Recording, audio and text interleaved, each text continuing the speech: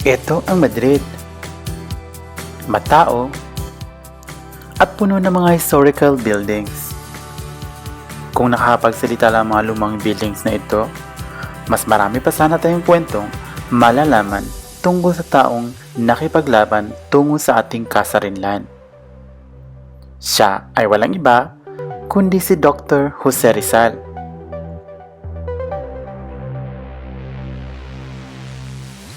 Isa na dito ay ang building number 13 sa Calle Amor de Dios, kung saan unang nanirahan si Rizal nung siya'y dumating dito sa Madrid noong September 1882.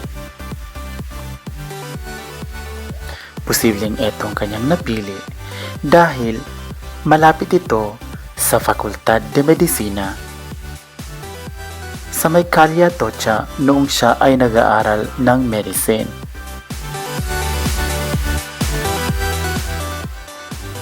Sa Calle Atocha 43 naman, matatagpuan ang dating opisina ng pahayagang La Solidaridad.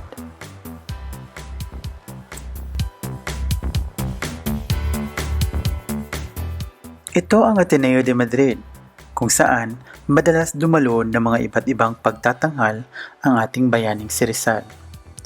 Bagamat hindi ito isang eskwelahan, dito niya nahasa ang kanyang hilig sa theater presentations, musika at poetry recitals. Sa Viva Madrid naman, madalas tumambay si Rizal kasama ang ibang Filipino upang pag-usapan ang mga reforma para sa kalayaan ng Pilipinas.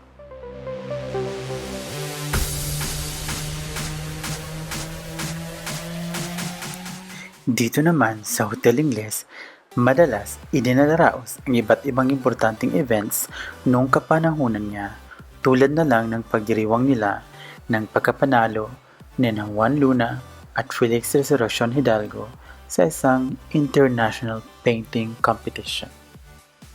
Saksi din ang Las Cortes Españolas na mas kilala ngayon bilang Kongreso de los Diputados. Dito, ipinahayag ng mga Pilipino ang hinihingi nilang pagbabago para sa ating bansa sa kamay ng Espanya. Napatawan si Rizal ng kasong rebelyon laban sa Espanya at binaril sa Bagong Bayan. Ang pagsakop ng Spain sa Pilipinas sa loob ng mahigit 3,000 taon at ang paghihimagsik natin laban sa bansa ng Espanya ay bahagi na ng kasaysayan. Ito ang replika ng Rizal Monument na meron tayo sa Luneta Park na ipinatayo noong 1996 dito sa Madrid. Ang Rizal Monument sa Madrid ay matatagpuan sa may Avenida de Filipinas at ang pinakamalapit na metro station ay ang Islas Filipinas ng Orange Line o Linya 7. Mapapansin din sa paligid ng Rizal Monument ang kanyang tula na may ultimo adios na isinalin din sa Filipino na pinamagatang ang huling paalam.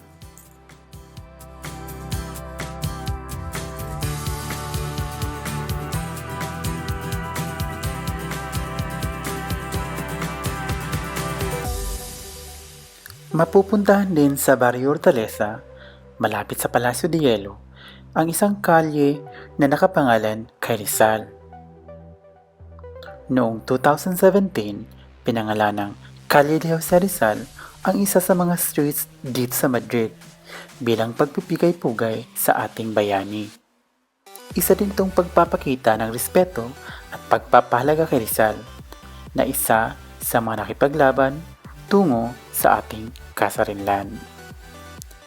Katulad ng isang ibon, lumilipad ng may kalayaan.